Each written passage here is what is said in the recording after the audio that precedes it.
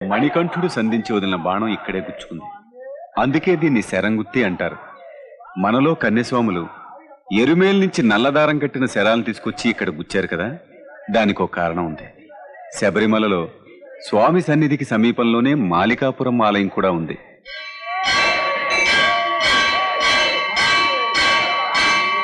మాలికాపురమ్మ తనను పెళ్లి చేసుకోమని అయ్యప్పను కోరింది. లోక కళ్యాణార్థం బ్రహ్మచర్య దీక్ష వహించిన నేను నిన్నెలా పెళ్లి చేసుకోగలను అని అడిగాడు.